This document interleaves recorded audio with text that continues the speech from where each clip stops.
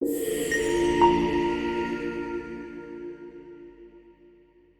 night bit like iron. Wind shouldered itself against the highest stones of Hogwarts as if it meant to unseat the castle and send it sliding into the dark. The torches along the battlements burned low and jittery, their flames flattened by the gusts, throwing quick, panicked light across wet flagstones and black cloaks. Albus, Percival, Wulfric, Brian, Dumbledore stood with his back to the parapet, chin lifted, the long fall behind him roaring invisibly like a second storm. The silver of his hair and beard had lost its sheen. It hung like spun cobweb against his hollowed cheeks. The salt stink of the sea still clung to him from the cave, and something worse, something sickly, metallic, seemed to seep from the ruined hand he kept drawn close to his chest, as though he could hold the curse in by sheer will. Draco Lucius Malfoy's wand did not waver in aim, but his whole arm shook. The boy's face was a blotched mask between childhood and something uglier, eyes too wide, mouth set in a line so tight it looked painful. Behind him, the others pressed in, Bellatrix Lestrange, hunger-starved grin, Fenrir Greyback's animal patience, the rigid, watchful stillness of masked men who had murdered before and would again. "Let me help you," Dumbledore said softly, as if speaking to a frightened first year on their first night away from home. "I can protect you." "There's no protection," Draco Lucius Malfoy spat. But the words cracked. His gaze flicked once, helplessly, to Bellatrix Lestrange. Her smile deepened, almost tender with cruelty. "You will not harm the boy," Dumbledore continued, calm as a man discussing weather. He felt the wandless air around him, the way Hogwarts breathed. Ancient, stubborn, loyal. He felt also the thin thread of time, fraying. Minutes, perhaps. Hours if he was blessed. The ring's poison moved with lazy certainty through his blood. It had always been a question of how he would spend what remained. A soft scrape, a deliberate footfall. Severus Snape stepped onto the tower as if he had been there all along, as if the night had simply decided to shape itself into a man in black. Rain slicked his hair against his forehead. His eyes were dark mirrors, unreadable even to those who had stared into them for years. The Death Eater shifted, making space as if obedience were instinct. "Severus," Draco Lucius Malfoy breathed, relief breaking through terror like a sob. Bellatrix Lestrange's voice purred. "You see, the Dark Lord's faith is not misplaced." Severus Snape did not look at her. His gaze went straight to Albus, Percival, Wulfric, Brian, Dumbledore, and for a fraction of a heartbeat, the world narrowed to the space between them. Old vows, old lies, old grief, and a boy under an invisibility cloak frozen in the corner, eyes burning, unable to move. Dumbledore's lips parted. He had rehearsed a final line. He had chosen it with the same grim tenderness he used for all necessary evils. Yet, standing there with Draco Lucius Malfoy's terror trembling in the air, with Hogwarts shuddering under the weight of invasion, with Harry James Potter's breath caught like a trapped bird, something in him revolted against the neatness of death. Not yet, he thought. Just a little longer. "Severus," he said, and the word was not a command. It was not even a plea for mercy. It was a request, sharp with urgency under the softness. "Please." Severus Snape's face did not change, but something in his posture did. A minute adjustment, a tightening at the shoulder, as though he were bracing for impact. He lifted his wand. Avada Kedavra! Green fire tore across the space. For an instant, it lit every raindrop into an emerald bead, every face into a ghastly mask. The spell struck not flesh but stone, an abrupt, violent collision that sent up shards of parapet in a spray like broken teeth. The shockwave hit Albus, Percival, Wulfric, Brian, Dumbledore full in the chest. He reeled backward, robes snapping in the wind, and the night opened beneath him. His eyes met Severus Snape's, one last brief understanding, before gravity stole him. He fell without a sound, and the darkness swallowed the silver of his beard. The wind at the tower's foot was different, low, damp, carrying the smell of earth and the sharp green scent of crushed grass. The shadow of the castle loomed overhead like a cliff, blotting out the stars. Albus, Percival, Wulfric, Brian, Dumbledore struck the ground hard enough to drive the breath from his body in a white, silent burst. Pain flared, bright, absolute, then receded to a distant, pulsing tide as his mind clung to one thing. Do not lose consciousness, not yet. Somewhere above, the tower rang with shouts, with footsteps, with the raw metallic sound of triumph. Below, the grounds were momentarily empty, the night holding its breath. Dumbledore's ruined hand spasmed against his chest. The curse in it felt pleased, as if it had finally been offered the spectacle it deserved. His ribs screamed. His vision swam. Rain smeared the world into streaks of black and silver. He forced air into his lungs and tasted blood. Time snapped forward in jagged pieces, the distant howl of a werewolf laughing, the crunch of running boots, the echo of spells flung into the sky. He tried to raise his good hand, to find his wand. Gone. His body too heavy, too slow. Then there was a pop, small, sharp, startling in the vastness of the storm. A figure appeared at his side as if the night had hiccuped and produced him, a house elf, thin as hunger, in an odd assortment of clothing that looked scavenged and beloved. Dobby's ears drooped with rain. His eyes were enormous pools reflecting torchlight from somewhere far off. He stared down at Albus, Percival, Wulfric, Brian, Dumbledore, as though the sight might split him in two. "Sir," Dobby whispered, voice cracking around the honorific as if it were a prayer. "Sir, sir." Dumbledore's lips were numb. He managed, with effort that seemed to scrape his bones, "Dobby." The elf's hands fluttered, helpless. Dobby was following Draco Lucius Malfoy, he squeaked, as if confession might fix catastrophe. Harry James Potter told Dobby to watch Draco Lucius Malfoy, and Dobby was watching, and then, the green light. "Listen," Dumbledore said. Each word was a stone lifted from deep water. "Can you take me?" Dobby's eyes widened further, fear and determination wrestling in them. "Dobby can take wizards," he said fiercely. "Dobby can take anyone Dobby is holding. Dobby can go where wizards cannot. Dobby can—" The castle above them roared with a new sound, the long, furious bellow of Rubius Hagrid, and beneath it Minerva McGonagall's voice, sharp as a whip. Lanterns bobbed through the rain. Footsteps pounded toward the base of the tower. Dobby flinched. "They are coming." Dumbledore's mind raced through consequences with the cold speed of a chess player watching a board catch fire. If they saw him, if even Minerva McGonagall saw him, the secret would not survive the night. Not with grief. Not with rage. Harry James Potter would break himself trying to drag truth into the open. Severus Snape would be crushed between masters. And Voldemort would not wait. Dumbledore's voice, when it came, was almost gentle. "Do it now."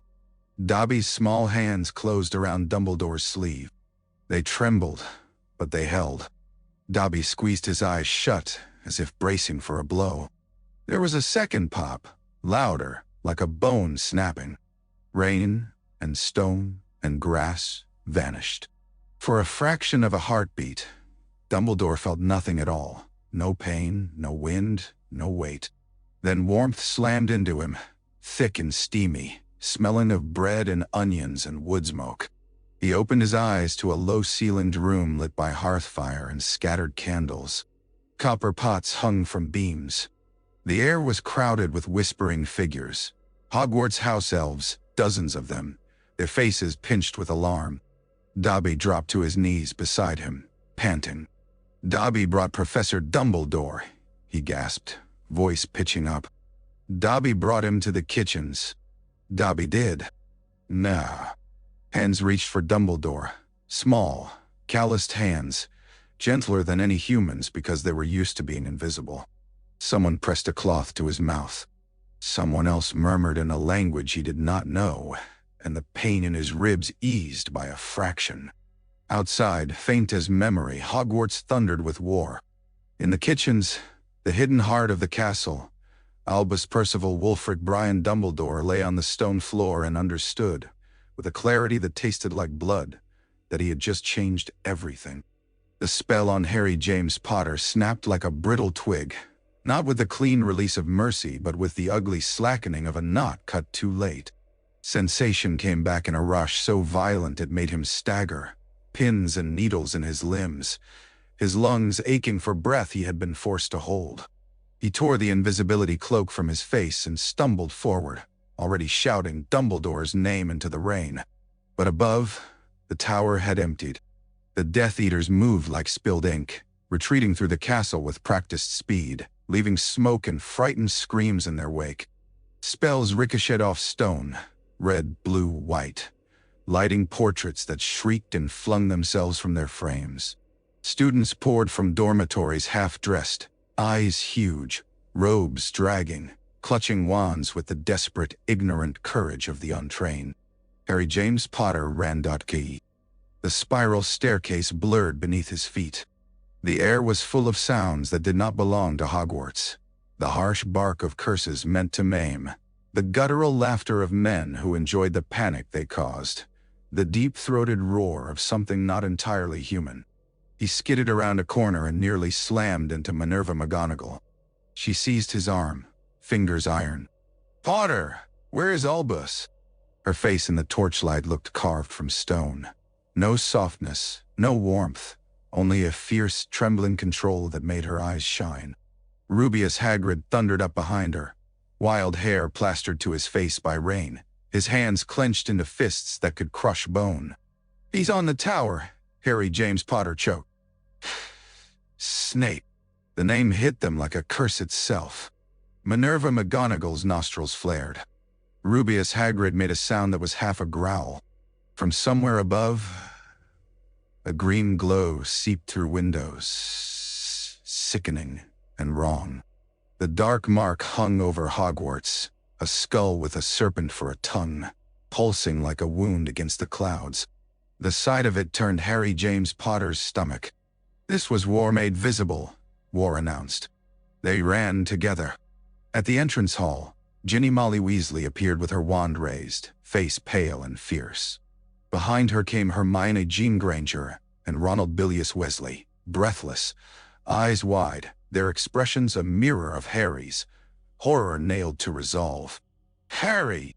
Hermione Jean Granger cried, and then she saw his face and swallowed whatever else she meant to say. "There's Death Eaters," Ron panted. "They're in the corridors." "I know," Harry James Potter said, and his voice did not sound like his own. It sounded older. It sounded like something that had been cracked open. "I need Snape." As if summoned by the need, Severus Snape appeared at the far end of the hall, moving fast, cloak sweeping behind him like a shadow given shape. A pair of Death Eaters followed, Amicus and Electo Caro, their masks askew, eyes bright with the thrill of destruction. Severus Snape's face was set, hard and pale, his gaze flicking over the chaos with cold calculation. For a heartbeat, Harry James Potter froze. The memory of green light, of Dumbledore's body falling, slammed into him so hard it blurred his vision. Rage rose like bile. "Snape!" he screamed. Severus Snape did not slow. "Out of my way, Potter." Harry James Potter hurled himself forward. Spells erupted from both sides, Minerva McGonagall's sharp precision, the Caro's vicious slashes, Harry's wild fury. The hall filled with light, with cracking stone, with the smell of burning wood. Students scattered, screaming. Severus Snape deflected Harry's curse as if batting away an insect. His eyes, those black, unfathomable eyes, met Harry's for a split second, and in them Harry saw no triumph, no joy, not even hatred. Only urgency. "Crucio!" Harry James Potter roared, the word tearing out of him with a savage honesty. Pain like fire blossomed in Severus Snape's body. He flinched, just once, and something in Harry James Potter exulted in the flinch, in the proof that he could hurt him.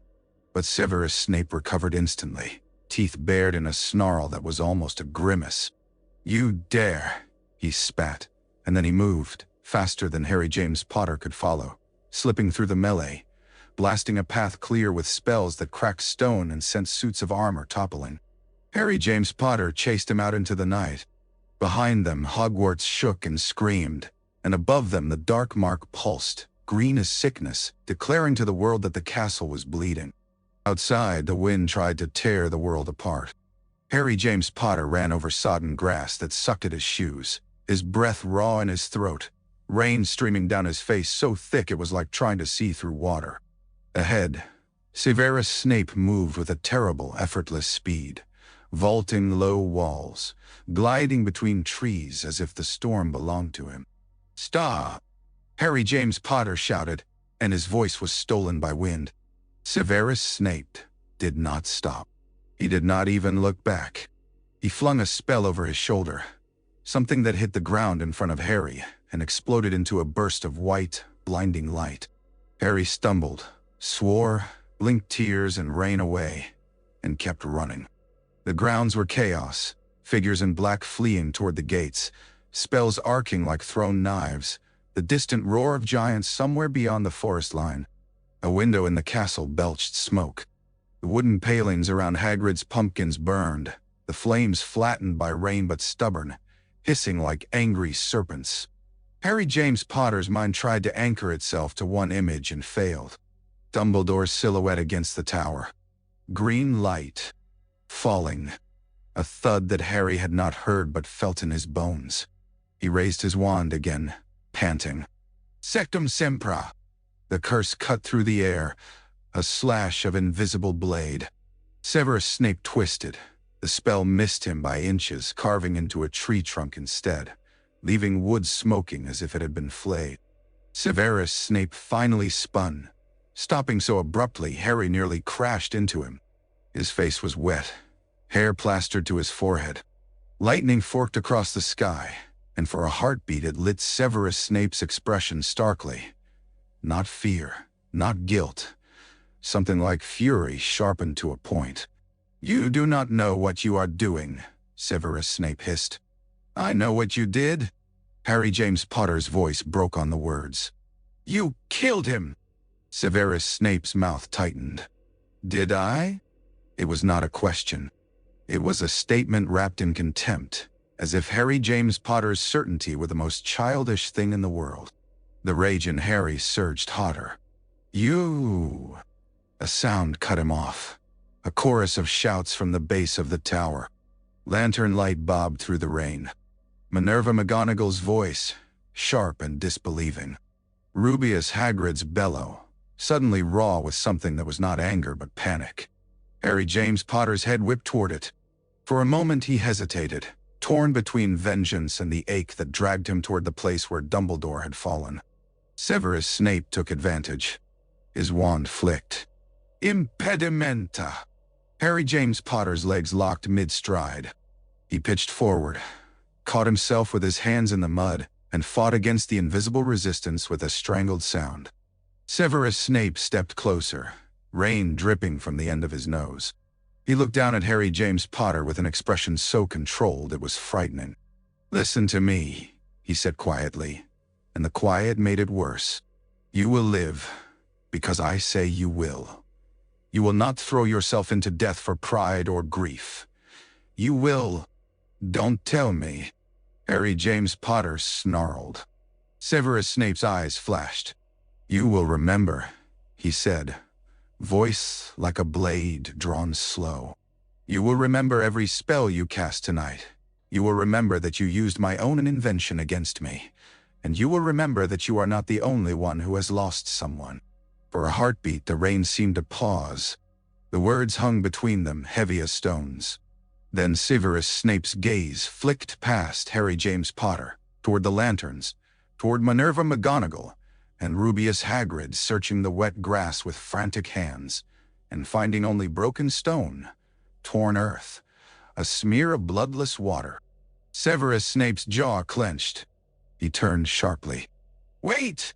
Harry James Potter shouted, the resistance in his limbs easing as Severus Snape released the spell.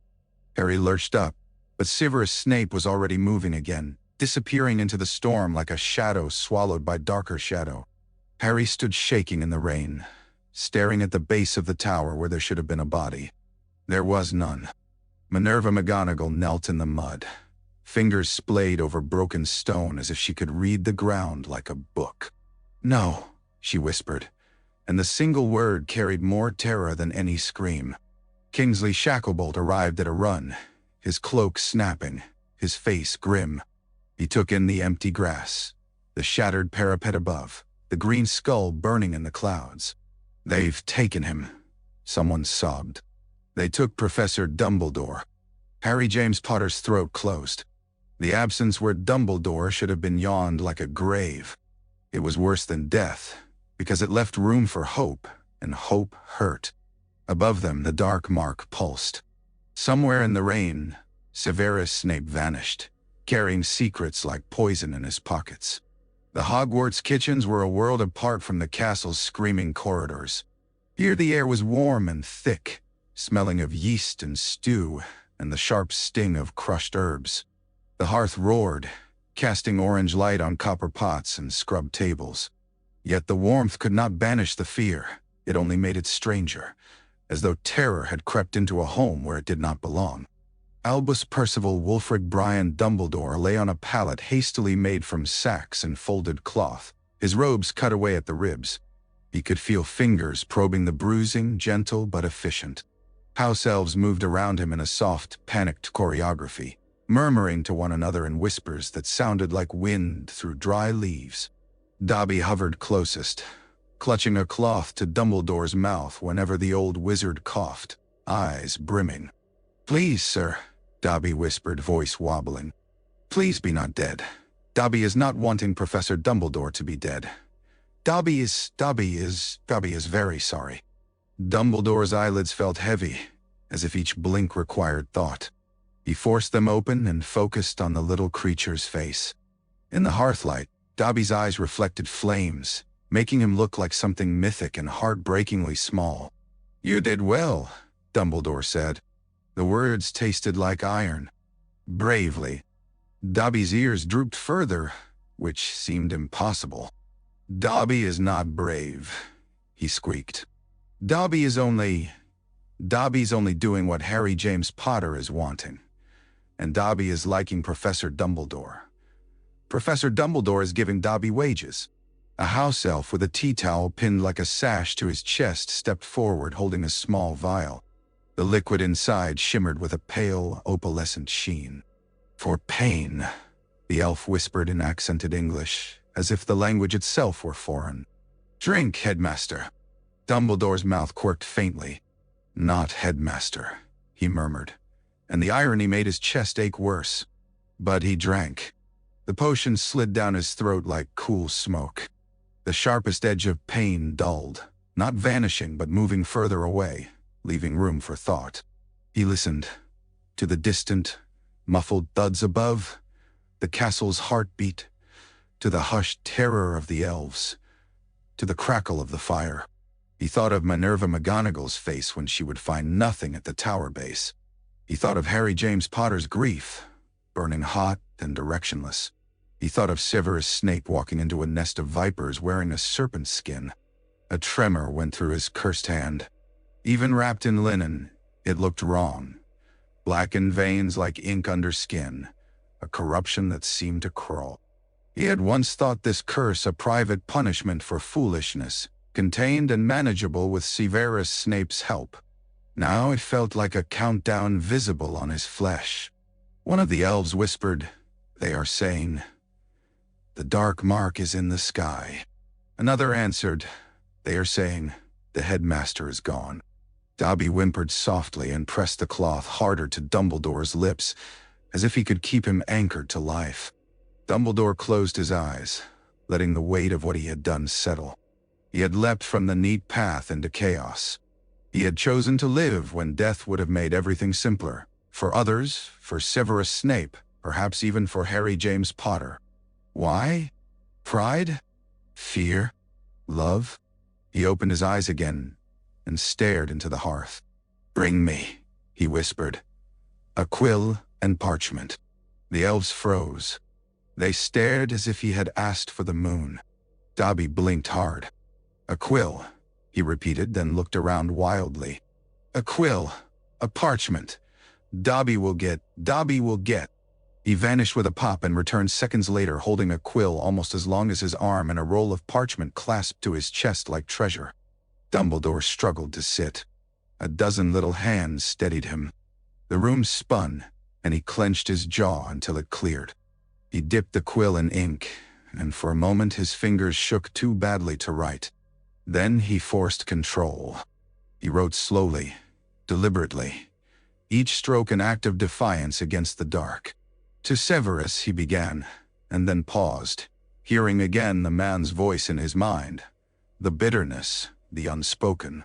To Severus Snape, he corrected, because names mattered when truth was rare. Outside the kitchens, Hogwarts burned with fear. In the warmth beneath it all, Albus, Percival, Wulfric, Brian, Dumbledore began to plan a war. Severus Snape reached the headmaster's office as if he were fleeing not the castle but himself. The gargoyle slid aside at his command with a grinding reluctance, as though the stone knew the name did not belong. The circular staircase carried him upward in silence. The familiar scent of lemon drops and old paper was gone, stripped away by the night's violence. Rain tapped at the tall windows like impatient fingers. Inside, the room waited. The phoenix perch was empty. A spill of gray ash lay beneath it, thin as the remains of a letter burned too quickly. Severus Snape's gaze snagged on it, and for a moment the hardness in his face wavered. Fawkes had not been his, yet the emptiness looked like a judgment. The portraits were awake. Faces peered from gilt frames, murmuring, eyes bright with accusation and curiosity. Phineas Nigellus Black watched with his usual disdain, but even he looked unsettled, as if his sarcasm had found nothing sharp enough for this. "So," drawled Phineas Nigellus Black, "the melodrama has begun." Dylan Derwent's painted eyes were wide. "Where is Albus?" she demanded. "They say he has." "Silence!" Severus Snape snapped, and the word cracked like a whip. The portraits fell quiet, though their eyes did not soften. Severus Snape moved to the desk. It looked wrong without Dumbledore behind it. The instruments, odd silver devices, ink pots, stacks of parchment, sat as they always had, yet the absence at the center of it all made them seem like props after the actor has died. He placed his hands on the desk edge and forced himself to breathe. His arms still tingled with the memory of magic, green light, the recoil, the way the air had split. He had spoken the killing curse, and the world would never let him forget it. In his mind, he could still feel the moment Dumbledore had said please, and the meaning behind it, sharp enough to cut. Not yet. It had taken everything in him not to flinch, not to show even a fraction of what he understood. The Death Eaters had been watching for weakness. Voldemort would be watching for weakness. A flicker at the corner of his eye drew him. A letter lay on the desk. Unfamiliar. The seal was plain wax pressed with the Hogwarts crest. Severus Snape stared at it as if it might bite. He had not seen anyone leave it. Yet it was there with a quiet certainty, as though the room itself had placed it in his path. He broke the seal. The handwriting was Dumbledore's, elegant, Lupin, infuriatingly calm. Severus, it read, and then beneath, Severus Snape, in a correction that made Severus Snape's throat tighten unexpectedly. I live. I ask you to do the impossible once more. Severus Snape's fingers curled hard enough to crumple the parchment. He forced them to relax. The portraits leaned forward, hungry, but he stepped to the side so his body blocked their view.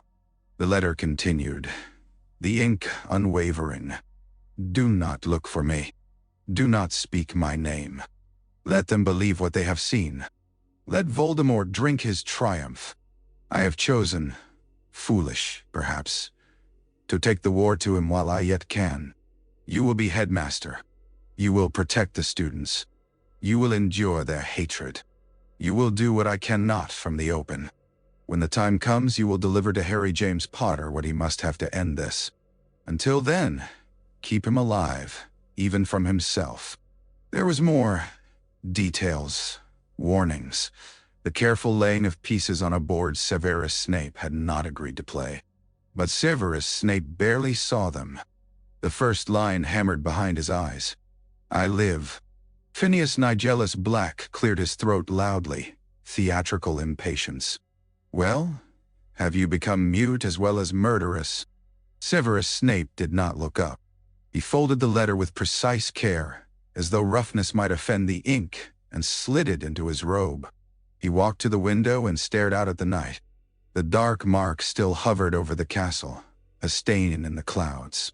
Somewhere below, students cried and professors shouted orders. Somewhere in the grounds, Minerva McGonagall would be searching muddy grass with hands that shook. Severus Snape pressed his palm flat against the cold glass until it stung. He had built his life on loathing and love braided together so tightly he could not tell where one ended. Now Dumbledore had tossed a new strand into the braid. Survival, a spark of hope so dangerous it felt like poison. He closed his eyes. Very well, he whispered. Not to the portraits, not to the castle, but to the idea of Albus Percival Wulfric Brian Dumbledore somewhere breathing. Very well, but you had better be worth it. Behind him, the portraits murmured, sensing something but not understanding. Severus Snape turned, drawing his cloak around him like armor. Headmaster. The title tasted like ash. The elf magic that carried Albus Percival Wulfric Brian Dumbledore from the kitchens to Hogsmeade did not feel like apparition. It felt older, like being pulled through the cracks between stones, through the places humans forgot existed. The world folded, and then unfolded into damp cold and the smell of spilled ale. He came to himself on a bench in a cellar that might once have been used for storing barrels. Now it held a table scarred by knives, a few mismatched chairs, and an old man with a face like weathered oak. Aberforth Dumbledore stared at him over a glass he was filling with something amber. His beard was more ragged than Albus remembered, his hair more gray, his eyes hard as flint. He did not look surprised so much as irritated, as though Albus had turned up late to an argument that had never ended. You've got a talent, Aberforth Dumbledore said, voice rough, for making a mess and dropping it in my lap. Albus Percival Wulfric Brian Dumbledore tried to smile and found the muscles reluctant. Brother, he murmured. Hello, Aberforth Dumbledore snorted. He shoved the glass across the table. Drink. Gah. Albus eyed it. I don't believe you've ever offered me anything without poison in it. Don't flatter yourself. If I wanted you dead, I'd have let you stay dead. Aberforth Dumbledore's gaze flicked to the corner where Dobby hovered, clutching his hat with nervous devotion. And what's that? Dobby, Albus said, and his voice softened. He saved me. Aberforth Dumbledore's eyes narrowed. A house elf. Dobby straightened, as if insulted. Dobby is not just a house elf, he squeaked, offended dignity battling fear. Dobby is a free elf, and Dobby is doing what is right. Aberforth Dumbledore barked a laugh without humor. What is right? Listen to that. A Dumbledore saved by an elf with principles. Albus Percival Wulfric Brian Dumbledore took the glass and sipped. The liquor burned down his throat and spread warmth into his chest. Not healing but steadiness. He breathed out slowly. How did you get here? Aberforth Dumbledore demanded, leaning forward. And don't tell me, by magic. I've had enough of your cleverness to last 3 lifetimes. Albus looked at his brother, at the lines cut deep around his mouth, at the way his hands hovered near his own wand without conscious thought. He remembered a different cellar, a different night, 3 young people dreaming too big and too fast. He remembered Ariana, and the way grief had turned Aberforth into a fortress no one entered. I fell, Albus said simply. Aberforth Dumbledore's mouth twisted. They said Snape killed you. Albus's eyes closed for a second. The name tasted bitter and strange. He did what he had to do, he said, then corrected himself, because truth mattered here more than anywhere. He did what I asked, or nearly. Aberforth Dumbledore's gaze sharpened. Nearly. Albus Percival Wulfric Brian Dumbledore set the glass down carefully. I am alive, Aberforth, he said, and the words felt absurd and heavy and precious. But I cannot be seen. Not yet. Aberforth Dumbledore stared at him for a long moment. Then he looked away, jaw working.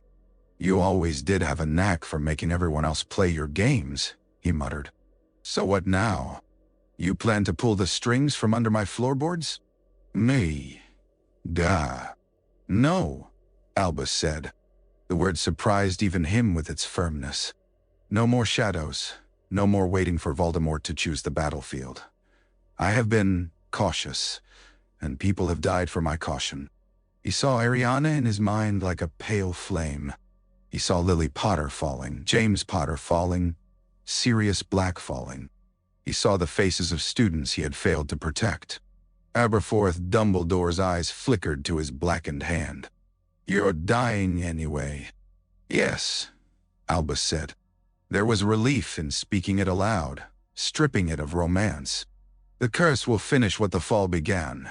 I have perhaps months, perhaps less. Shh. You'll what? Aberforth Dumbledore demanded, anger flaring. Go out with fireworks. Make a spectacle. Albus Percival Wulfric Brian Dumbledore's gaze held his brother's. I will go to war, he said quietly, and the quiet made it truer. Not with speeches, with action, with my own hands. Dobby's eyes widened, shining. Professor Dumbledore will fight you-know-who, he breathed, awed and terrified. Aberforth Dumbledore's laugh was a harsh thing. That's what you always wanted, isn't it? To be the hero at the end. MD. Include. Up to. Go ka. Albus felt the sting. Deserved. He looked down at his ruined hand. The black veins seemed to pulse in the torchlight like a living thing. I don't want to be a hero, he said. I want to end it, while I still can. Aberforth Dumbledore leaned back, studying him as if Albus were a stranger he didn't trust. Then, grudgingly, he nodded once. Fine, he said. But if you bring Death Eaters through my walls, I'll kill you myself. Albus's smile, this time, was real. Grimmauld Place had always felt like a house built from secrets and rot. Even with the curtains drawn and the lamps lit, shadows clung to corners like soot. The air smelled faintly of old dust and lingering spite, as though the walls remembered every cruel word ever spoken within them. The Order of the Phoenix gathered in the drawing room in a mood that crackled. Kingsley Shacklebolt stood near the hearth, broad shoulders squared, his face carved into grim calm. Remus John Lupin sat on the edge of a chair, hands clasped tightly, eyes hollow with exhaustion. Nymphadora Tonks hovered beside him, hair a dull brown that matched her strain, her wand never leaving her grip. Molly Weasley paced like a caged lioness, cheeks blotched, eyes red-rimmed from weeping. Minerva McGonagall did not sit. She stood straight-backed near the mantel, her hands folded so tightly they trembled. Her expression was not grief anymore. Grief had burned away, leaving something colder and sharper, a fury that had nowhere to land. They said, Molly Weasley whispered, voice shaking. They said his body. No body. Minerva McGonagall snapped. No proof. Only a mark in the sky and a murderer in the headmaster's office. No. A murmur ran through the room. The name Severus Snape moved like poison. Remus John Lupin's face twisted. Nymphadora Tonks's jaw clenched hard. Kingsley Shacklebolt lifted a hand. Arguing will not bring Albus back, he said, voice deep. We need facts. We need. The door opened. Silence fell as if someone had thrown a blanket over fire. A figure stepped in, hood up, robes darkened by rain. For a heartbeat, the Order stared at him as at a ghost come to mock them. Then the hood lowered, and the candlelight caught on a familiar crescent of spectacles. Minerva McGonagall made a sound that was not a word. She swayed, as if her body could not decide whether to collapse or lunge. Molly Weasley's hands flew to her mouth. Remus John Lupin's eyes widened until the whites showed. Albus, Percival, Wulfric, Brian Dumbledore stood in their midst alive. He looked worse than any of them had imagined. His skin was drawn thin over bone. His hair hung limp, lacking its usual brightness. His right hand, his cursed hand, was wrapped in linen that could not quite conceal the blackened veins beneath. But his eyes were clear. Minerva McGonagall's voice shook with something that could have been relief and could have been rage. "Albus," she breathed. Then the fury broke through. "How dare you?" Albus, Percival, Wulfric, Brian Dumbledore inclined his head, accepting the blow. "Minerva," he said softly, "I am sorry." Molly Weasley surged forward and seized his uninjured hand, clutching it as if she could anchor him to the world by force. Her tears spilled freely. "You wicked old man," she sobbed, and there was love in the insult. Harry thought. At the name, Albus's gaze flickered. "Harry James Potter does not know," he said, and the words drew immediate protest. "He has a right." Minerva McGonagall snapped. "He will know," Albus said, and for the first time his voice carried steel. "But not yet. Not until Severus Snape's position is secure. Not until Voldemort believes what he believes." Kingsley Shacklebolt stepped forward, eyes narrowing. "Explain," he said, and though his tone was controlled, the tension in his shoulders suggested he might shake Dumbledore if he did not. Albus drew a slow breath. "Severus Snape has become headmaster," he said. "Voldemort will believe Hogwarts is his. That is necessary." Nymphadora Tonks's eyes flashed. "Necessary? He murdered you." "He attempted to," Minerva McGonagall corrected, voice like ice, gaze locked on Dumbledore's face as if daring him to deny what they had seen. "We watched you fall." Albus, Percival, Wulfric, Brian Dumbledore's mouth tightened. "I did fall," he admitted, "and I lived by a narrow margin." Remus John Lupin leaned forward, voice hoarse. "Why?" The room held its breath. Even the old house seemed to listen. Albus's gaze moved over them, over their anger, their fear, their exhausted loyalty. He felt the weight of their grief as if it were a cloak on his shoulders. He had done this to them. He had used their love like a tool, and he was done doing that. "Because," he said quietly but without flinching, "I have been wrong." Minerva McGonagall's lips parted, stunned. "I believed," Albus continued, "that we could outweight Voldemort, that we could outthink him, that if we held our ground, the world would see reason." "No." A bitter smile touched his mouth. "The world does not see reason when it is afraid." He lifted his cursed hand, the linen stark against candlelight. "This will kill me soon," he said. "But while I am alive, I will not hide. I will not ask children to carry burdens I could shoulder. I will go to war." The words hit them like a bell rung in a tomb. Kingsley Shacklebolt's eyes sharpened. "War," he repeated, weighing it. Minerva McGonagall's voice came out thin. "You can't," she said. "Not like this." "Not, Albus." "I can," Albus said, and his gaze held hers with gentle brutality. "And I must." Molly Weasley shook her head, tears still falling. "You'll be killed." Albus's smile held sadness. "Perhaps," he said, "but if I die taking Voldemort's certainty with me, perhaps fewer will follow." Remus John Lupin's shoulders slumped, as if the exhaustion of hope settled into him. Then, slowly, he nodded. "Tell us what you need," he said. Nymphadora Tonks exhaled sharply, eyes fierce. "Tell us where to strike." Minerva McGonagall stared at Albus, Percival, Wulfric, Brian Dumbledore for a long moment, the old loyalty wrestling with fury. At last, she spoke, voice low and trembling. "If you die," she said, "I will haunt you." Albus's eyes softened. "I would expect nothing less," he replied. Outside, in the world beyond the blacked-out windows, Voldemort's marks still stained the sky. Inside, the Order of the Phoenix began to move. Harry James Potter learned the truth in a room that smelled faintly of wax and old parchment, with candle flames trembling as if they were afraid too. He had been brought to Grimmauld Place under cloak and protective charms, dragged there by Hermione Jean Granger and Ronald Bilious Weasley, because he had become something dangerous in his grief, dangerous to himself, to anyone who tried to stop him. He had fought them at the door, not with spells but with raw, shaking hands, until Molly Weasley's slap had cracked across his face and shocked him into stillness. Then Kingsley Shacklebolt had appeared and said, "He's waiting for you." Harry James Potter had not asked who.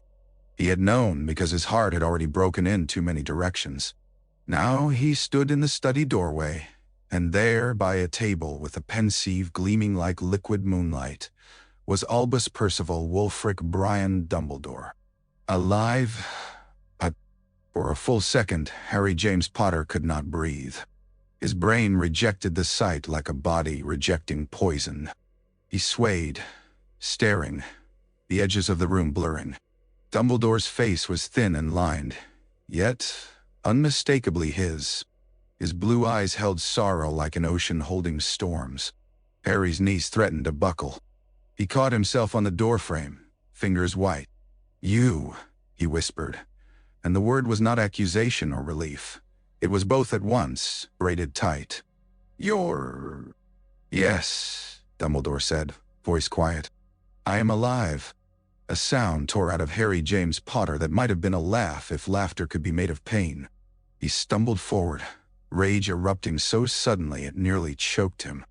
"You let me," he began, and his voice rose, cracked. "You let me think you were dead.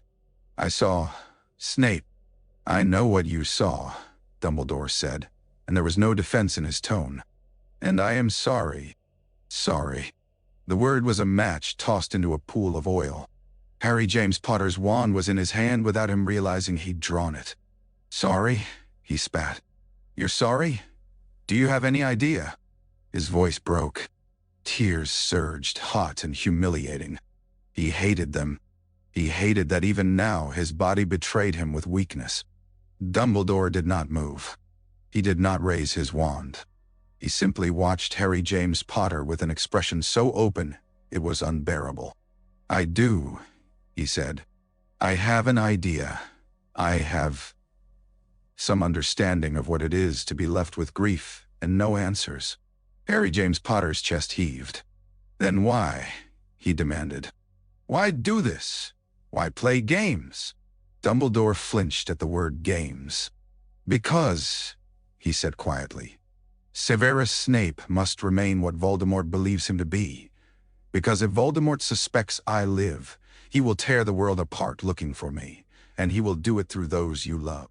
Harry James Potter's eyes burned. "So you used me," he said, voice shaking. "Again."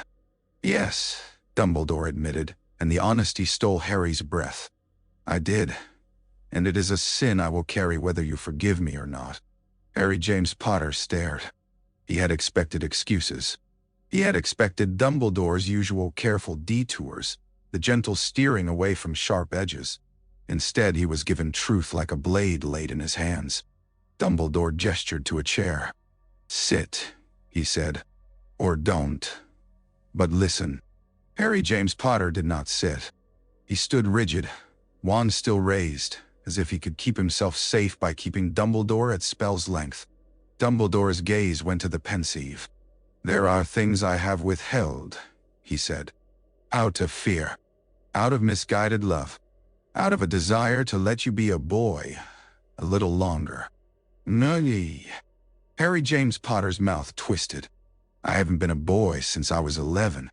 Dumbledore's eyes softened with something like grief.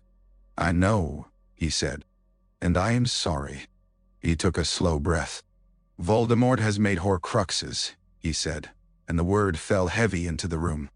"Not one, several. He has torn his soul and hidden the pieces. That is why he cannot die." Harry James Potter's wand lowered slightly, not from trust but from shock. Hermione Jean Granger had told him about Horcruxes from books she had devoured in a fury of research. Ronald Bilious Weasley had looked sick at the idea, as if the word itself were filth. But hearing it from Dumbledore made it real, in a way no book could. "And I," Dumbledore continued, voice steady, "have been hunting them. I brought you to that cave because I believed the locket there was one of them. It was not. We are behind." Harry James Potter's throat tightened. "Then what?" "We will catch up," Dumbledore said, and for the first time there was a spark in his voice that had not been there before. Not calm, not resignation. Fierce purpose. "But we will not do it by waiting. We will do it by forcing Voldemort to react." Harry James Potter's hands shook. "So you're going to fight him," he said, and the thought made his stomach twist with fear he did not want to admit. Like at the Ministry." "Yes," Dumbledore said, "but not only in duels. In every place his power hides, we will burn it out." Harry James Potter swallowed hard. "And what about me?" he demanded, because everything inside him still wanted to run, to chase, to punish. "What am I supposed to do while you play? While you—" Dumbledore's gaze locked onto his, blue eyes suddenly devastating. "You will live," he said softly. "You will learn, and when I give you what you need, you will do what only you can do." Harry James Potter stared at him, and in the candlelight the older wizard looked suddenly not like a legend but like a man. Thin, tired, dying, and yet refusing to lie down. For the first time since the tower, something in Harry James Potter's rage shifted. Not forgiveness, not peace, but direction. The first strike did not happen with fireworks. It happened at dawn, when the world was gray and quiet, when Diagon Alley looked less like a marketplace and more like a street in a besieged city. The cobbles were wet with mist. Shops were shuttered tight, windows barred with spells. Wanted posters peeled from walls, edges curling like dead leaves, faces staring out with hollow urgency. Kingsley Shacklebolt moved with the controlled grace of a man used to danger. Around him, a small group of Aurors and Order members slipped through the fog. Nymphadora Tonks with her jaw set, Remus John Lupin pale and watchful. Two Aurors Harry did not recognize, their eyes flicking constantly. Albus Percival Wulfric Brian Dumbledore walked among them, hood up, his posture slightly stooped. He looked like an old man on his way to market, which was exactly the point. He carried no visible wand, yet the air around him felt charged, as if the street itself were aware of him. Harry James Potter was not with them. Dumbledore had forbidden it, and Harry had hated him for that and obeyed anyway, because Hermione Jean Granger had gripped his arm and said, trembling, "He's trying to keep you alive." Dumbledore understood why Kingsley Shacklebolt had insisted on leading. The Auror had spent years in the Ministry's corridors, learning where truth hid and where lies nested. He also understood why Kingsley had looked at him last night and said, "If you do this, you do it clean. No spectacle." Dumbledore had agreed. They stopped before a narrow door wedged between a closed apothecary and a shop that sold quills. The paint was cracked. Dark runes, almost invisible, crawled along the frame like worms beneath skin. "Confirmed?" Kingsley murmured. Tonks nodded. "Tracked a message. Came here at 3 in the morning. No one's left since." Remus John Lupin's eyes were on the window above the door. "Wards are old," he whispered. "Old school blood magic. Nasty." Dumbledore stepped forward. "Then we do not touch the door," he said. Kingsley glanced at him. "Suggestions?" Dumbledore lifted his good hand. His fingers flexed once, as if feeling the shape of the spell before casting. The air around the door shivered, a faint ripple like heat over stone. He spoke softly, a word Harry would have recognized from lessons if he had been there. "Alohomora." The lock clicked. Nothing exploded. No scream of alarm. The runes along the frame flickered, confused, as if the door itself could not understand that it had been persuaded rather than forced. Kingsley Shacklebolt's eyes widened a fraction. That, he murmured, was old locks, Dumbledore said mildly. Old minds. They rely on violence because they cannot imagine gentleness as a weapon. No. He pushed the door open. Inside, the air smelled of damp stone and bitter smoke. It was a cramped room filled with crates and a table scattered with parchment. A man stood over the table, masked, wand half raised, caught mid-turn by the soft scrape of the door. For a moment everyone froze, the world balanced on the point of a wand. Then the Death Eater moved, fast, desperate. He shouted a curse. Dumbledore's hand rose again. The curse hit an invisible wall and splintered into sparks. Dumbledore did not flinch. His eyes were fixed on the Death Eater with a calm that was almost terrifying. Stupefy, Dumbledore said quietly. Red light lanced out like an arrow. The Death Eater jerked as if yanked by a rope, then collapsed, unconscious, mask rolling away to reveal a gaunt face Harry would not have recognized, but Kingsley did.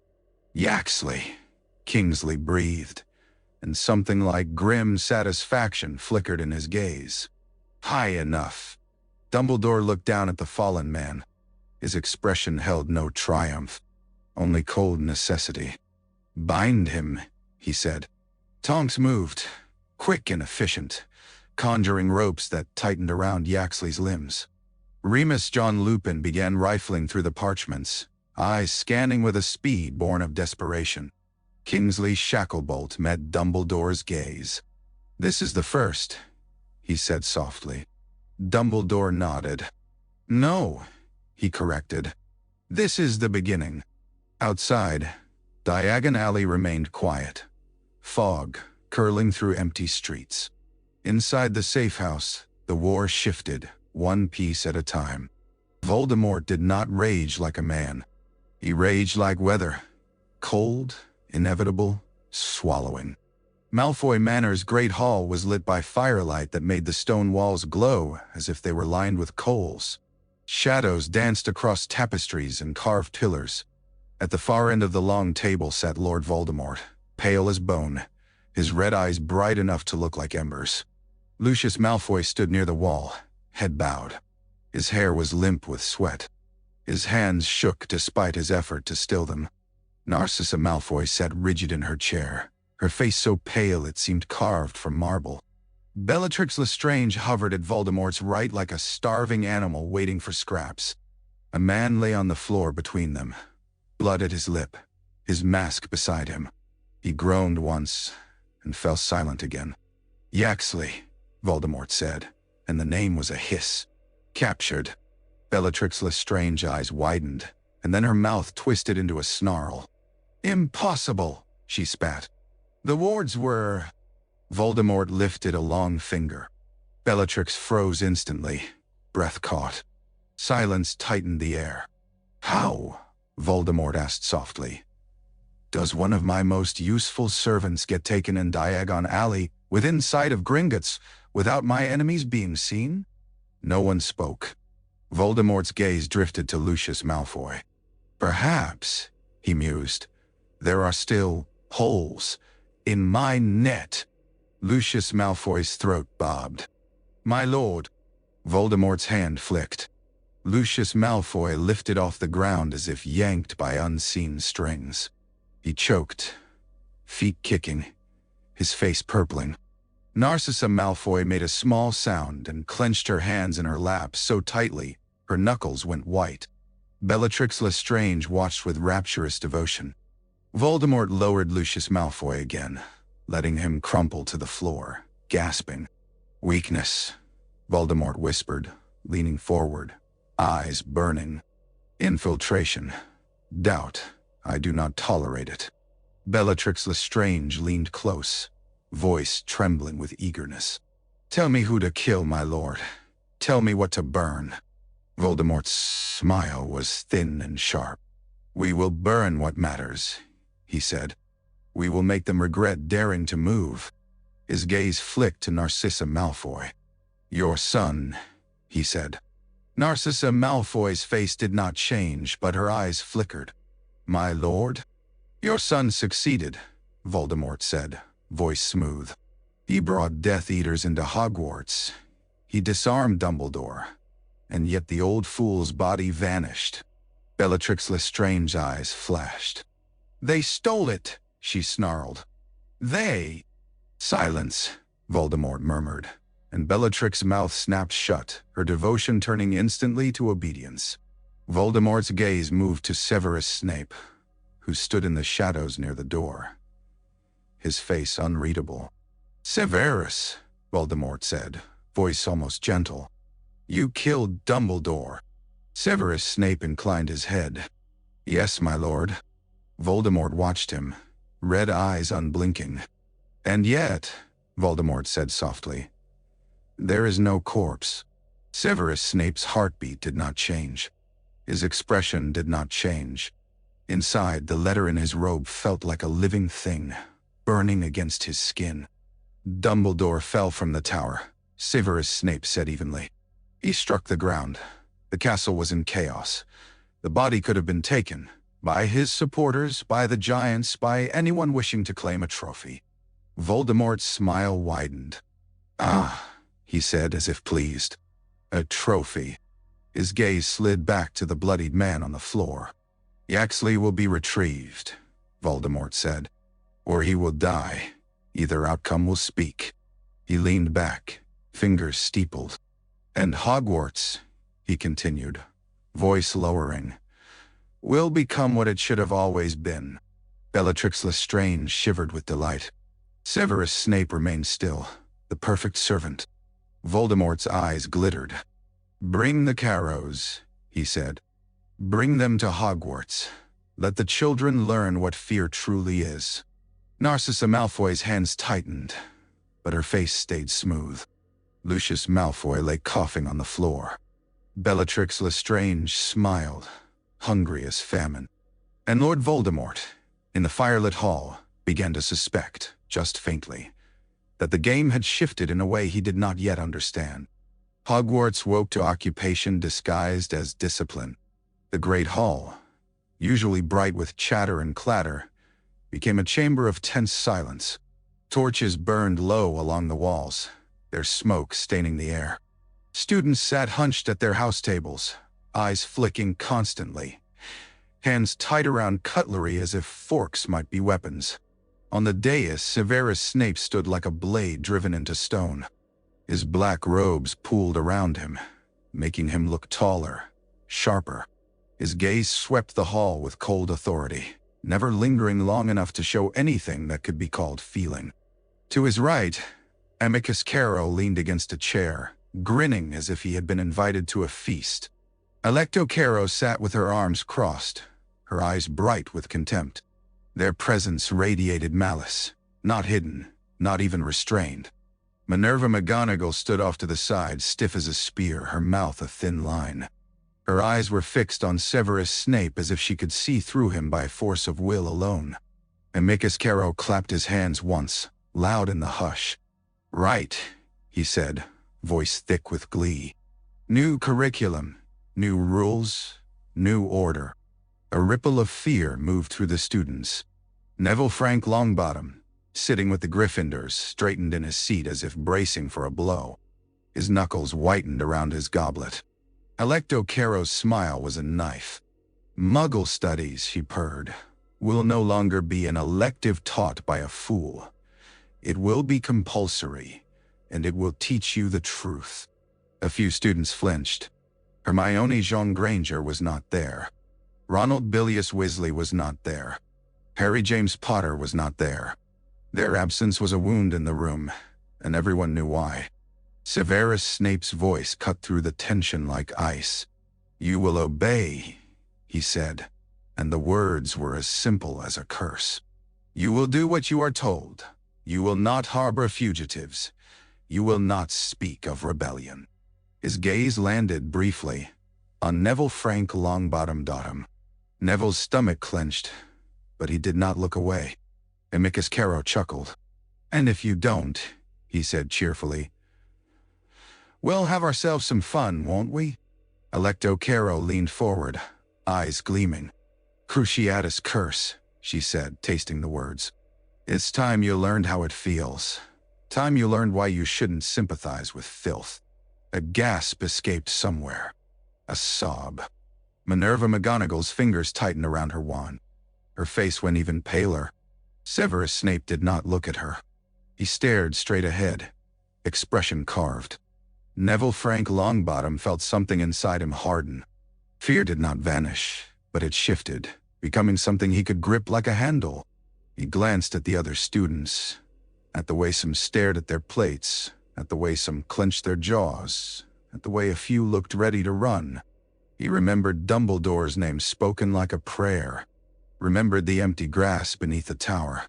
He did not know Dumbledore was alive. He did not know there was a plan moving in shadows.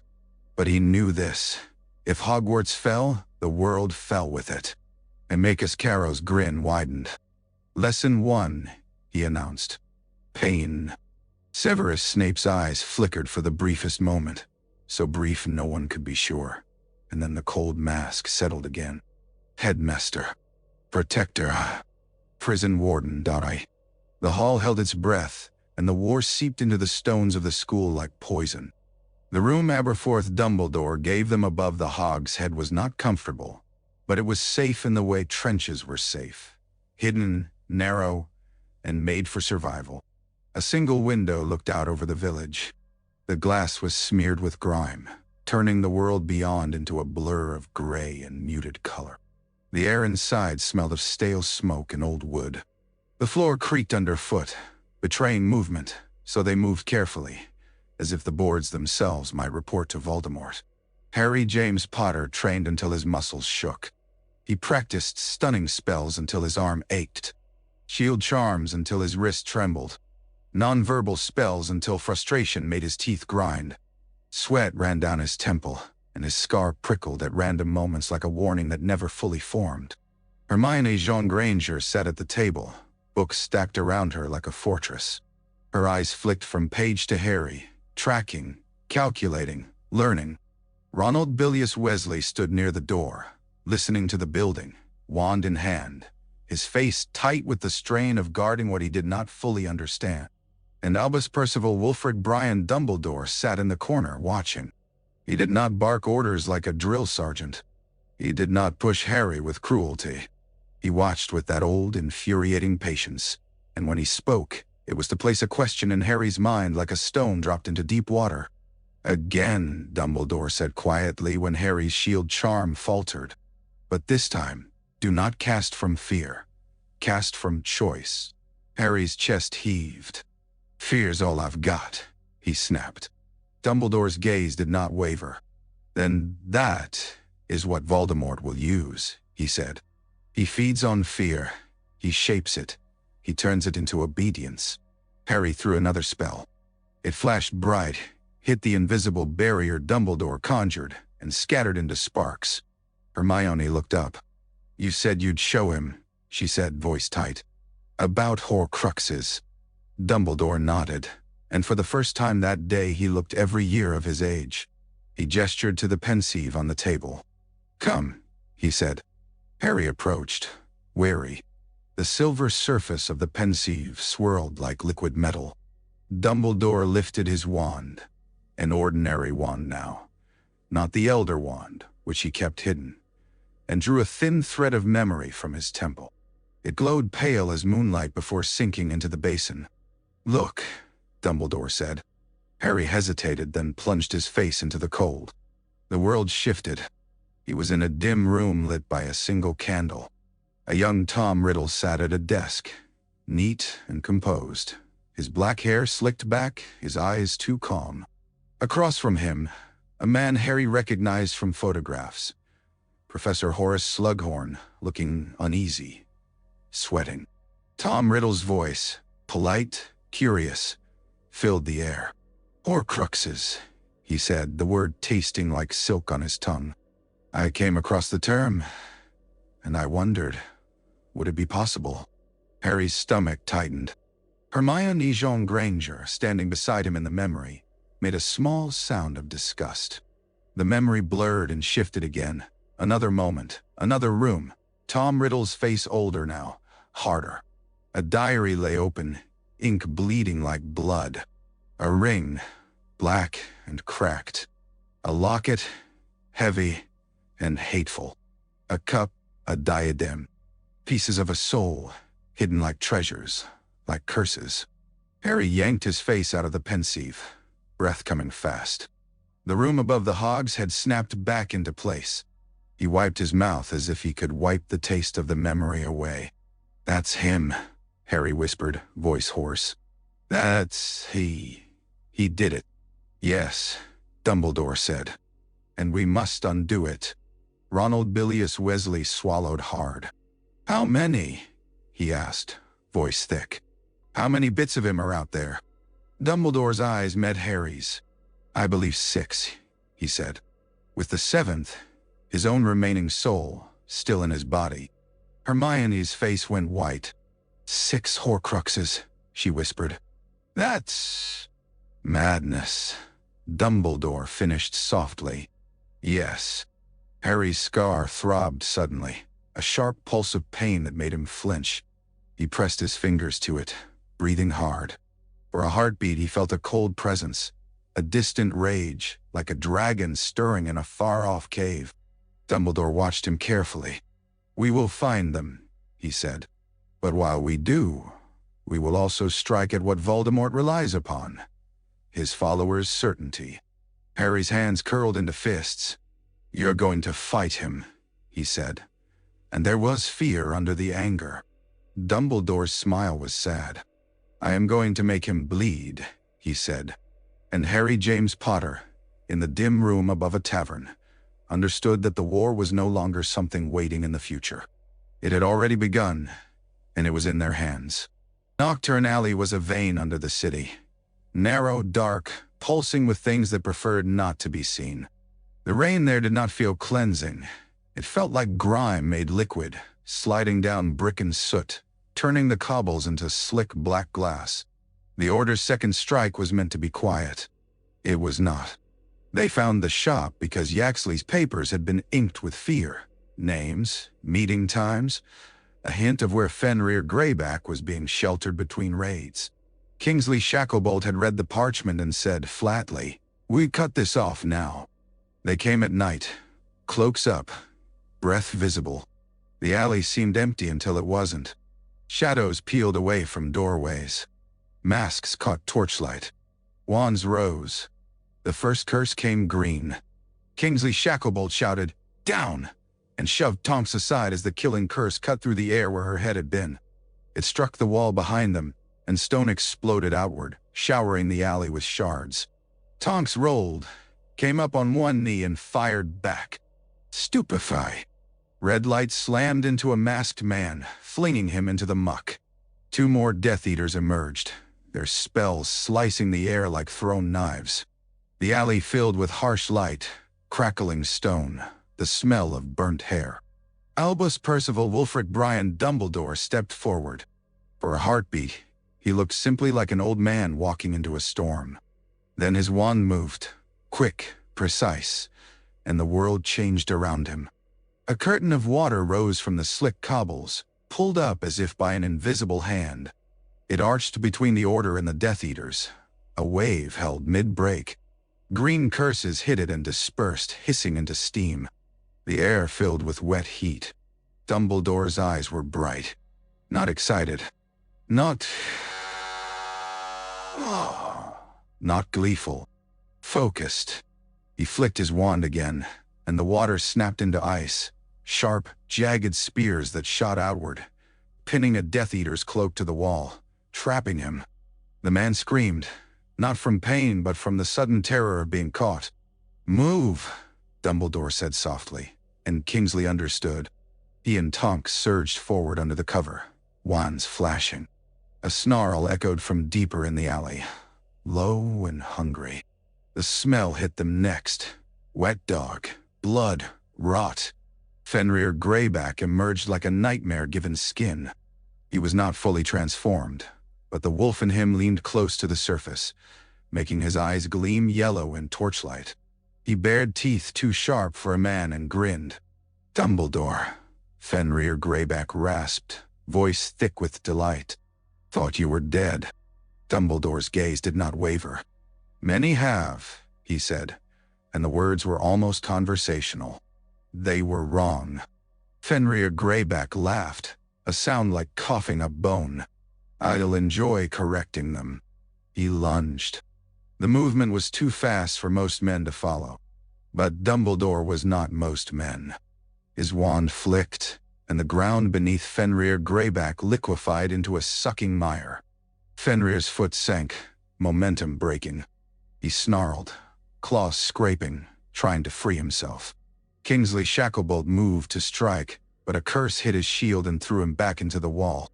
Tonks cried out and fired a hex that sent sparks bursting against the Death Eater's mask. The alley became a knot of violence. Dumbledore stood at the center of it like a calm eye in a hurricane. His spells did not scream. They spoke. Each movement of his wand shaped the battlefield.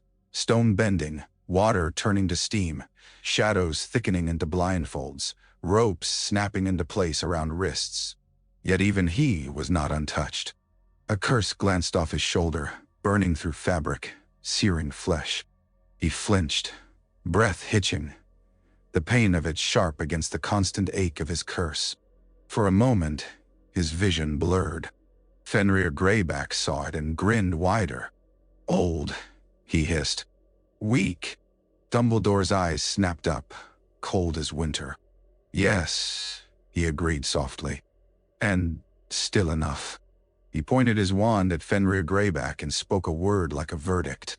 "Petrificus totalis." Fenrir Greyback's body locked mid-snarl. He toppled backward into the mire with a splash, eyes still burning but limbs unresponsive. The Death Eaters hesitated. It was only a heartbeat, but in war, a heartbeat was a door.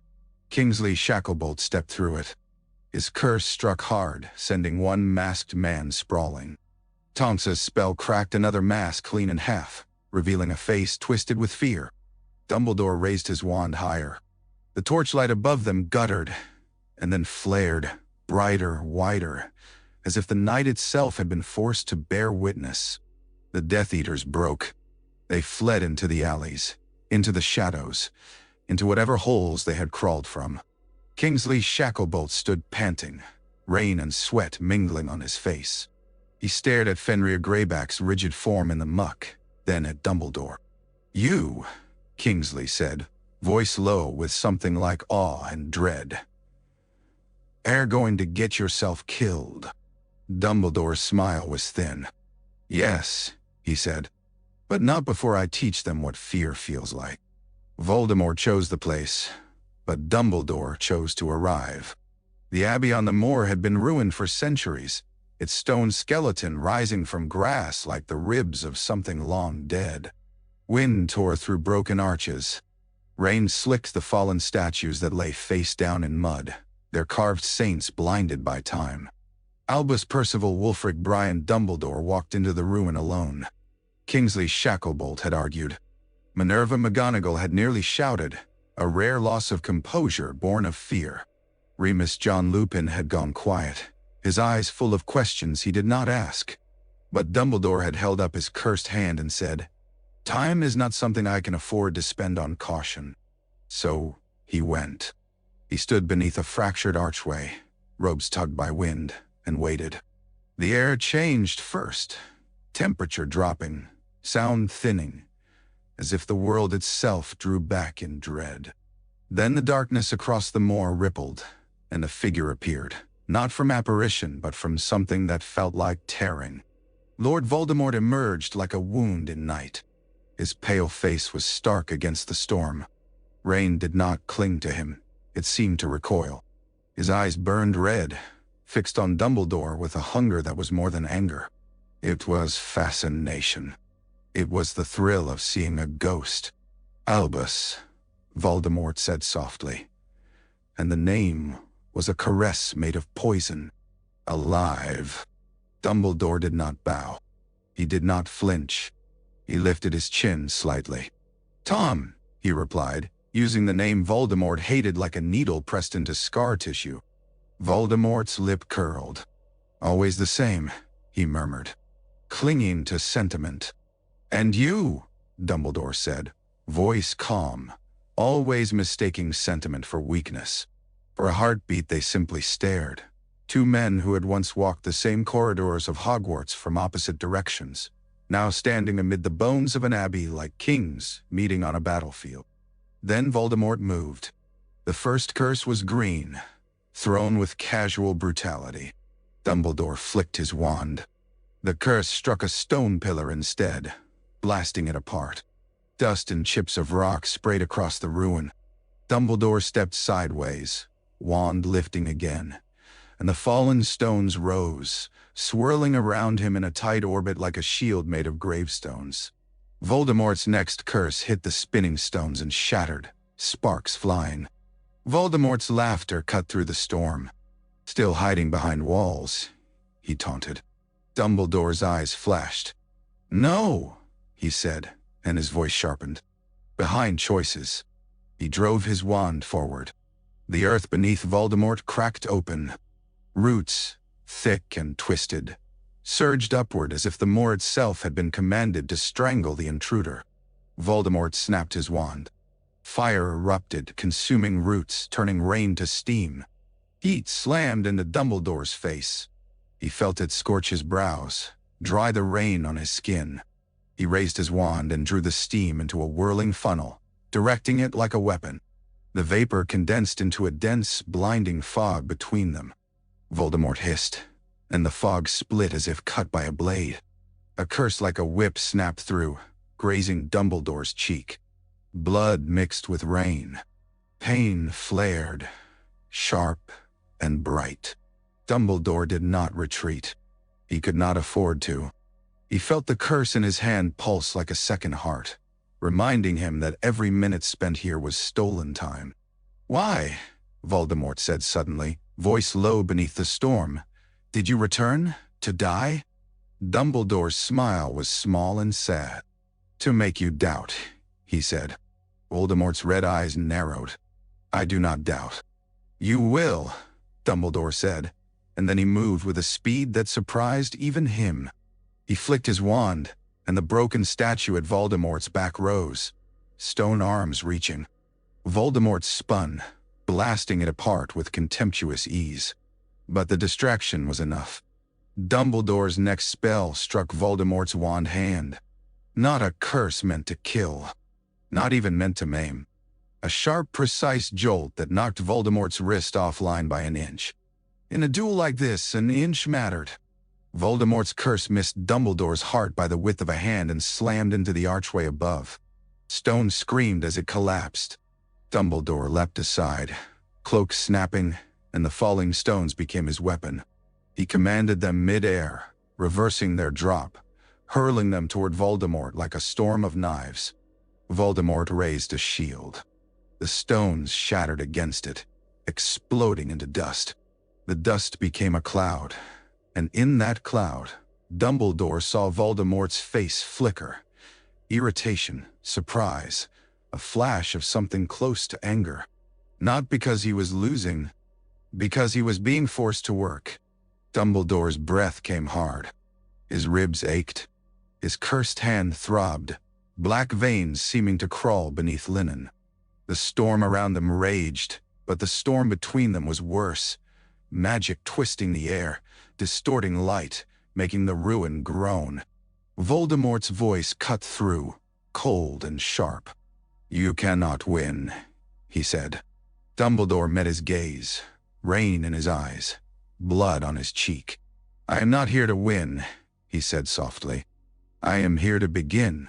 For a moment Voldemort stared, and in his red eyes Dumbledore saw it. A flicker of uncertainty so small it might have been imagined. Then Voldemort struck again, and the ruin filled with green light. Voldemort did not retreat because he was beaten. He retreated because Dumbledore made the ground beneath certainty feel unstable. The duel ended without a clean finish. No body, no victory cry. There was only a moment when the air itself seemed to tear, when Voldemort's gaze sharpened as if he had heard something far away. And then he was gone, pulled into darkness like breath into lungs. Silence slammed down hard in his absence. Albus, Percival, Wulfric, Brian, Dumbledore stood for 3 heartbeats after Voldemort vanished, Wand still raised, rain streaming down his face. Then the strength that had held him upright simply left. His knees hit the mud. His hand, his cursed hand, spasmed violently. The linen wrappings darkened as blood seeped through, not bright but almost black, as if the curse itself were bleeding. He bowed his head and forced air into his lungs, each breath scraping his ribs. His vision tunneled. For a moment he was not in a ruined abbey on a moor. He was in a small bedroom in Godric's Hollow watching a baby laugh. He was in a room with Ariana's face pale and still. He was in a cave, water dripping, poison burning his throat. He clenched his jaw until the world snapped back. Footsteps splashed through mud. Voices called his name. Kingsley Shacklebolt appeared beneath the broken archway, cloak plastered to his body by rain. Remus John Lupin followed, pale as death, his eyes scanning wildly as if expecting Voldemort to reappear. They froze at the sight of Dumbledore kneeling. Kingsley's voice was low, furious, and threaded with fear. "What did you do?" he demanded, not as an accusation but as a plea for sense. "What in Merlin's name did you do?" Dumbledore lifted his head. His glasses were gone. Rain streaked his face, mixing with blood from his cut cheek. In the dim light, his eyes looked almost too bright. "I spoke to him," Dumbledore said, and the words came out rough. "With spells." Remus John Lupin's mouth twisted. "That's not funny," he whispered. Dumbledore coughed, and pain flared. "I wasn't attempting humor," he said. He looked past them into the dark moor, where the grass bent under wind like waves. "He came. He saw me alive. He will not be able to forget it." Kingsley stepped closer, hands hovering as if unsure whether to grab Dumbledore or shield him. "You're bleeding," Kingsley said. "Yes," Dumbledore replied almost absently. His gaze had gone distant, calculating. "He will think about why I lived. He will wonder if his spell failed. He will wonder if his followers lied. He will wonder if his understanding of death is incomplete." Remus John Lupin swallowed, eyes haunted. "And if he wonders," he said softly, "I'll kill more people to find the answer." Dumbledore met his gaze, and the sorrow in his eyes was deep enough to drown in. "Yes," he said, "he will." Kingsley's jaw clenched. "Then why do it?" he demanded, voice cracking around the edges. "Why provoke him?" Dumbledore's laugh was quiet and bitter. "Because he is already killing," he said. "And because fear is his weapon, and the only way to blunt it is to show that he is not invincible." Remus John Lupin crouched beside him, voice low. "You are not invincible either." Dumbledore looked down at his bleeding hand. "No," he agreed. "I am not." Kingsley's eyes burned. "You're going to die," he said, blunt as a punch. Dumbledore lifted his gaze back to the ruined archway above them, to the storm-filled sky. "Yes," he said again. The acceptance in his voice was not resignation. It was decision. Kingsley exhaled hard, like a man swallowing rage. "Then we drag you back," he said. "And you tell us what comes next, and you do not." He struggled for words strong enough. "You do not go alone again." Dumbledore's mouth quirked faintly. "I will do my best to obey," he said, and the faint humor there was like a candle in wind. Remus John Lupin looked away, blinking hard. "We're losing people," he whispered. Dumbledore's voice softened, and for a moment the Warmaker vanished, leaving only an old man with too much blood on his hands. "I know," he said. Kingsley and Remus helped him stand. His weight felt heavier than it should, as if every secret he carried added to his bones.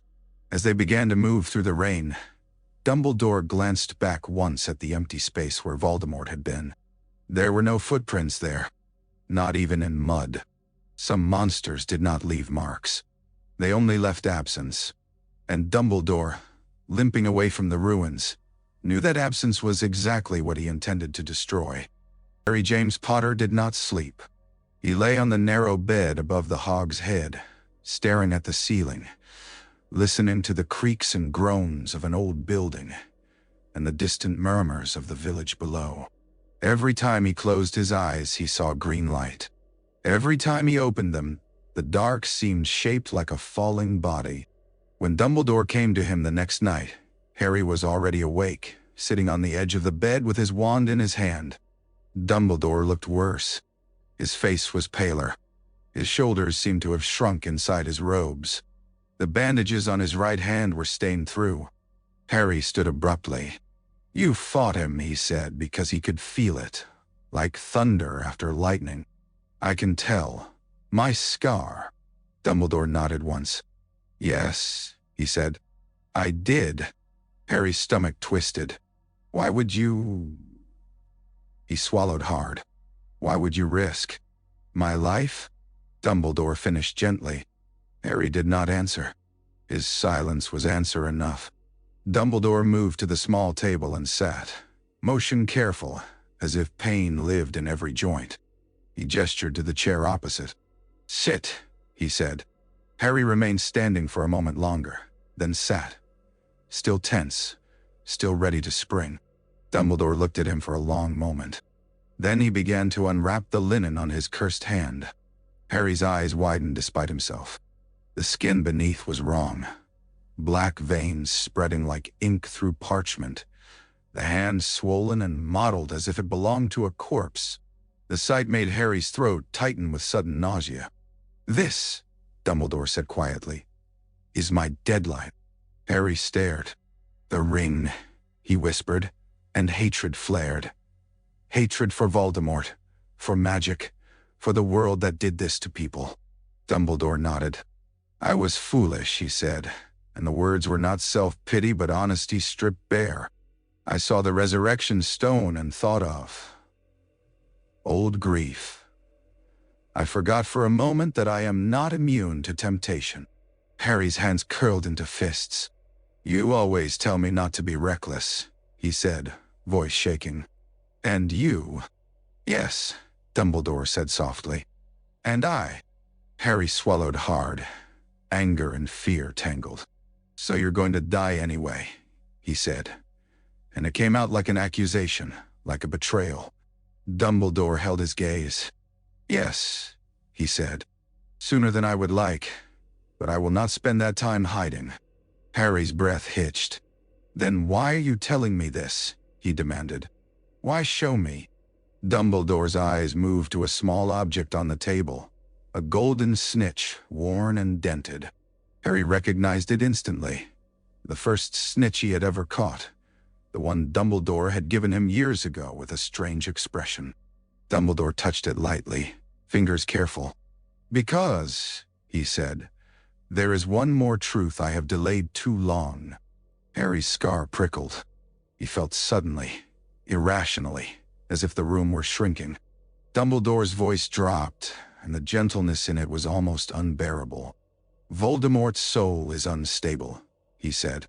"He has torn it too many times. He has made himself less human with each cut." Harry's throat went dry.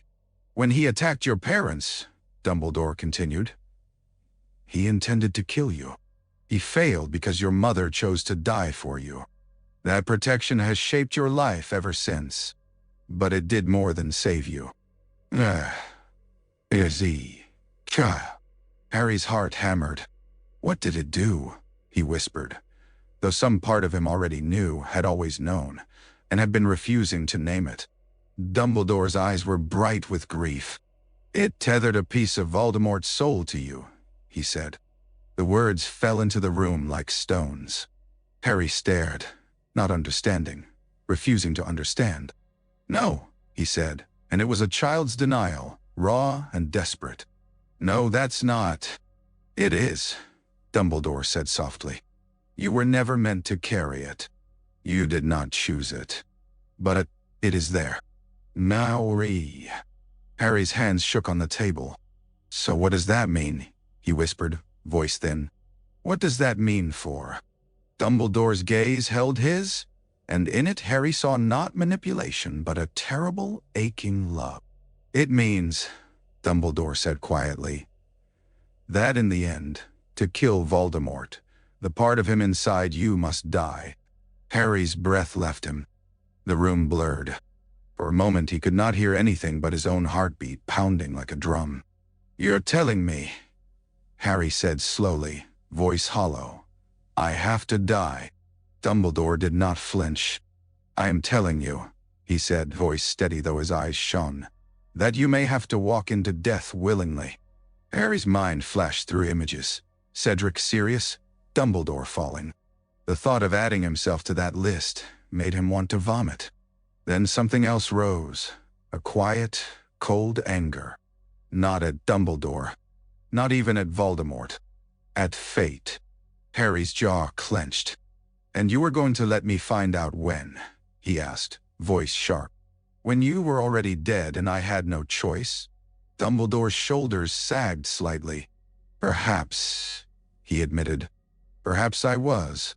Harry stared at him, breathing hard. And for the first time he saw Dumbledore not as an all-knowing figure, but as a man who could be afraid. Dumbledore's hand, black-veined and ruined, lay on the table between them like a confession. "I am telling you now," Dumbledore said, voice low, "because I am done taking your choices away."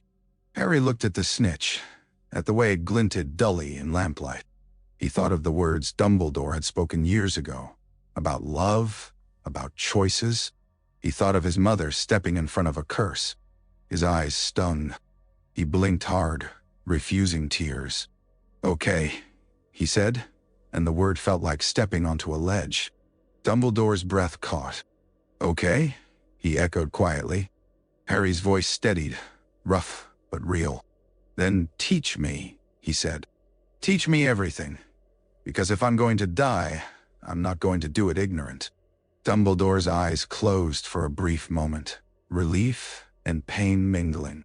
When he opened them, the War Maker was there again, older, haunted, and utterly resolute. "Yes," he said softly, "I will." Severus Snape did not allow himself the luxury of relief. Relief was a crack.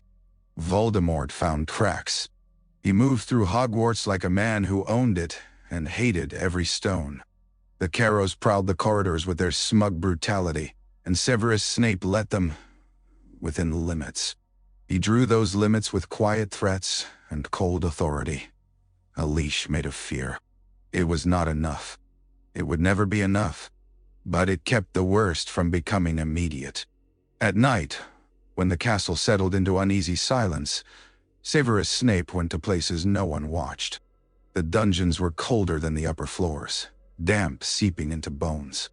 A lantern in Severus Snape's hand cast a narrow pool of light. The shadows beyond it clung to the stone like living things. His footsteps echoed softly, swallowed by water and distance. He stopped before a section of wall that looked ordinary. He touched it with his fingertips, tracing the mortar line that did not quite match. A portrait hung there, an old wizard with a sour expression, asleep in his frame. Severus Snape tapped the frame twice. The painted wizard's eyes snapped open. He scowled. "Why?" Severus Snape's voice was barely above a whisper. "Open," he said. The portrait grumbled, but it swung aside, revealing a narrow black gap in the stone. Cool air sighed from it, smelling of earth and forgotten corridors. A hidden passage. Severus Snape did not enter. He drew a small black book from his robe, plain, unmarked. He opened it to a blank page and held his wand to the paper. For a moment, he hesitated. Then he whispered, "Expecto Patronum." Silver light burst from his wand, filling the dungeon with a cold, beautiful glow. A doe formed from the light, delicate and luminous, her eyes bright with quiet sadness. She stood for a heartbeat, head tilted, listening as if she could hear a voice beyond stone. Severus Snape's throat tightened. "Go," he whispered. The doe leapt, passing through the black gap and vanishing into the passage with a soft shimmer. The light in the dungeon dimmed, leaving only lantern flame again. Severus Snape closed the book, hands steady by force, not calm. He stared at the stone gap as if he could see through it to wherever the Patronus ran.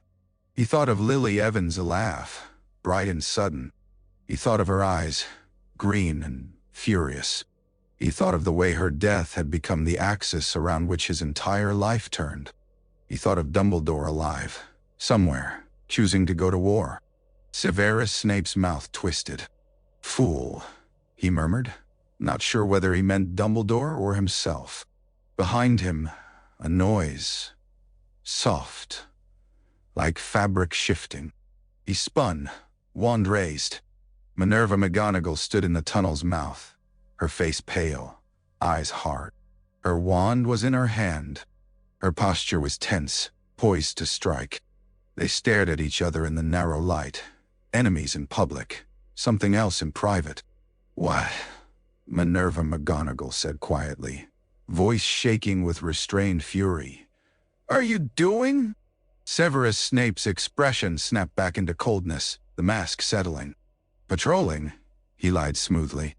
Minerva McGonagall's eyes flicked to the black gap in the wall, to the faint silver residue in the air that even now seemed to cling like frost. Her lips pressed together. She stepped closer, voice low.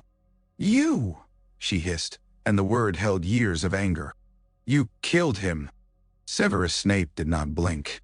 "Yes," he said, letting the lie be as complete as the world needed it.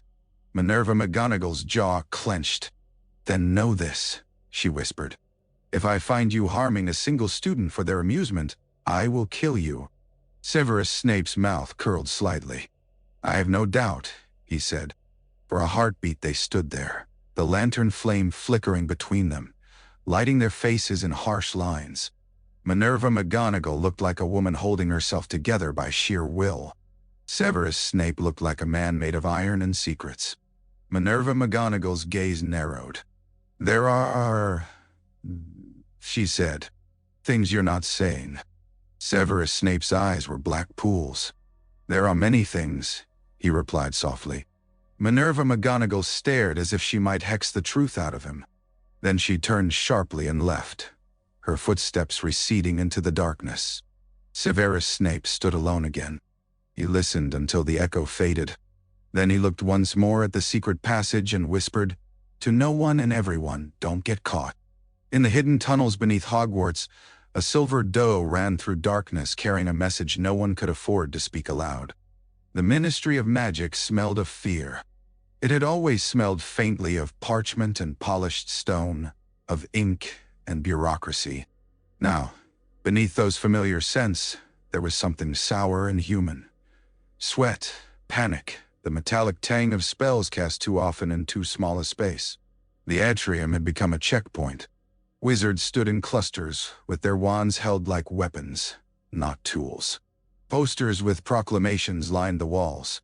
The fountain statue in the center, once a grand symbol of unit, was cracked, its figures chipped and dulled as if the stone itself had lost faith. Rufus Scrimgeour stood near the far wall, surrounded by aurors, his lion-like hair gone more gray.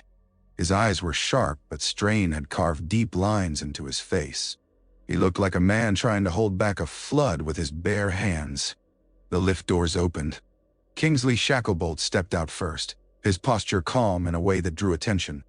Behind him came a cloaked figure, hood up, moving with quiet certainty despite a slight stiffness that hinted at pain. A few heads turned, then more. Murmurs rippled outward. Rufus Scrimgeour's eyes narrowed. "Kingsley," he called, voice edged. "What is this?" Kingsley did not answer immediately. He stepped aside. The cloaked figure reached up, lowered the hood, and revealed a face the Ministry had been mourning, or celebrating, depending on allegiance, for days. Albus, Percival, Wulfric, Brian, Dumbledore, Dart. The atrium went silent so fast it felt like magic. A witch near the fountain dropped her files. Papers scattered across stone like startled birds. A wizard gasped and stumbled back, eyes wide. Somewhere, a reporter's camera-like flash burst, lighting Dumbledore's face in stark white for a heartbeat. Rufus Scrimgeour's mouth fell open. His hand went instinctively to his wand. "Dumbledore," he breathed, and the word held disbelief, anger, and something like relief all at once. "You're alive." "Yes." Chaos threatened to erupt. Voices rose. "Is it him? How?"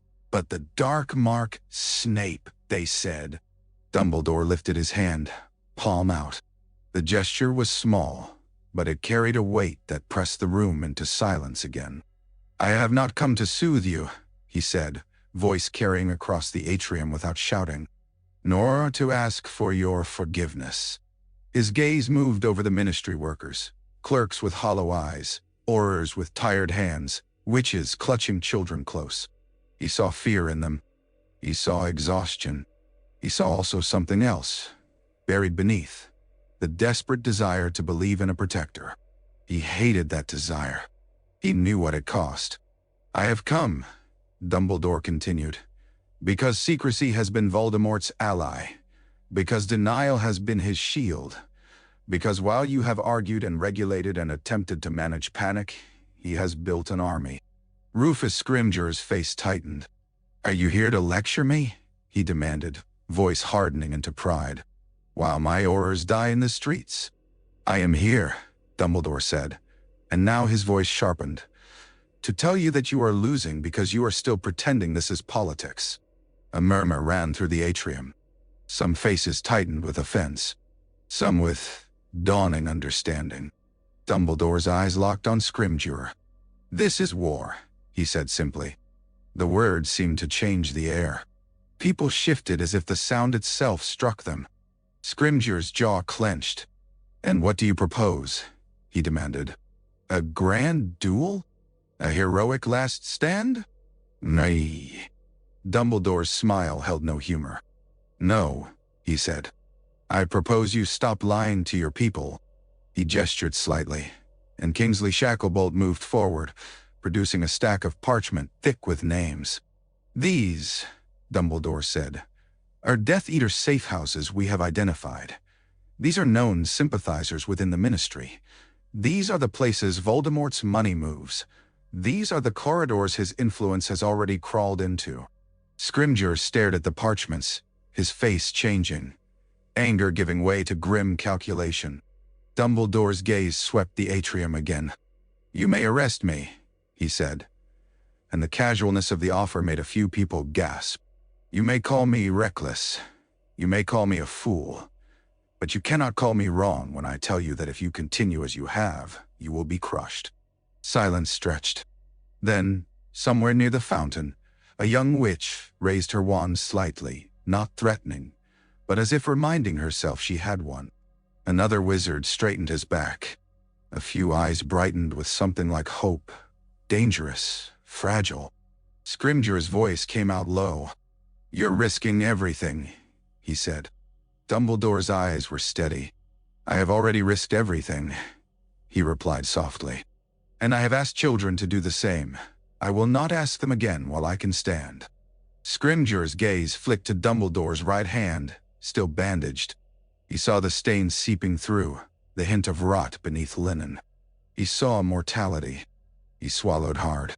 "Very well," Scrimgeour said at last, and the words sounded like defeat and acceptance mingled. "What do you need from me?"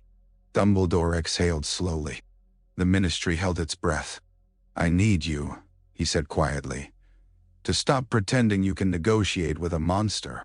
And in the atrium of the Ministry of Magic, under cracked stone and cold green light, Albus Percival Wulfric Brian Dumbledore stepped out of death's shadow and made the war official. That night, the Ministry did something it had not done in years. It told the truth. The announcements went out in blunt, trembling lines, broadcast through enchanted paper, whispered by patronesses, carried on the frantic wings of owls that beat against the storm-dark sky. They did not soothe. They did not reassure. They did not promise quick victory. They named the enemy. They named the war. In the Ministry atrium, under the cracked statue and the cold green glow of the fountain, wizards gathered in uneasy clusters, reading the proclamations as if the letters might shift into lies if they blinked. Some faces went white. Some hardened. Some broke into tears. But the denial, thin, brittle, finally shattered. Albus, Percival, Wulfric, Brian, Dumbledore stood on a narrow stone balcony above them, looking down at the crowd. His ribs ached. His hand throbbed. Every breath reminded him that his body was failing. Yet his mind was clear, sharper than it had been in months, as if the nearness of death had burned away indecision. Kingsley Shacklebolt stood beside him, eyes scanning the atrium like a soldier surveying a battlefield. Aurors lined the balcony behind them, their faces tense, their wands ready. They looked less like law enforcement and more like an army for the first time. Dumbledore lifted his wand. For a heartbeat he hesitated, not because he doubted the necessity, but because he understood the cost. Hope was not free. It demanded blood as payment. Then he spoke, quietly, a spell that did not strike stone or flesh. Expecto Patronum. Silver light exploded from his wand, bright as moonlight and sharp as a scream. It filled the atrium, washing over faces turned upward, reflected in stunned eyes. The Patronus took shape, large, radiant, a phoenix with wings spread wide, feathers like pure flame made of light. A collective gasp rose from below. The phoenix circled once above the balcony, casting silver over the crowd, over the Aurors, over the cracked statue. Then it shot upward, passing through the enchanted ceiling and into the night beyond, leaving a trail of light like a path. A signal, not just to the Ministry, to the Order, to Hogwarts, occupied and trembling, to every witch and wizard hiding in fear behind locked doors. To Voldemort, Dumbledore lowered his wand. The exertion sent a tremor through his arm. He steadied himself with a hand on the balcony rail, fingers gripping stone. Kingsley leaned close, voice low. "They'll see it," he murmured. "Everywhere." Dumbledore nodded. "Good," he said. Below, the crowd murmured, the sound shifting, fear turning into something else, something more dangerous. Determination, anger, the beginning of unity forged not by comfort, but by necessity. A wizard called up, voice cracking, "What do we do?" Dumbledore looked down at him, and for a moment he saw not one wizard but 1,000 faces, children, parents, teachers, cowards, heroes, all caught in a net Voldemort had thrown over the world. "What you have always done," Dumbledore said, and his voice carried soft but clear. "You choose." Silence fell again, listening. "You choose," Dumbledore repeated, and now there was steel under the gentleness. "Whether you will live on your knees or stand and bleed for the chance to live free." He could feel the weight of their gaze, their hunger for certainty. He refused to give it. "I cannot promise you safety," he said. "I cannot promise you victory without loss. But I can promise you this. Voldemort is not a god. He is a man who has mutilated his soul out of fear of dying, and that fear makes him vulnerable." The words tasted like fire. The Patronus's silver glow still lingered faintly in the air, making the crowd below look like figures carved from moonlight. Dumbledore's mind flicked, inevitably, to Harry James Potter. To the boy upstairs in Hogsmeade, awake in training and swallowing the truth like poison he chose to drink. To the sacrifice that would be demanded. To the cruelty of a world that required children to become weapons. "Not if I can help it," Dumbledore thought, the vow forming in him like iron. He looked out through the enchanted ceiling, imagining the phoenix streaking across the night above London, a silver wound in the darkness. Somewhere, Voldemort would feel it. A pulse of defiance, a declaration. Somewhere, Severus Snape would see it from a window in Hogwarts and feel the floor shift beneath his feet. Somewhere, Harry James Potter would see the light spill across a dirty pane of glass and understand that the war had turned toward him.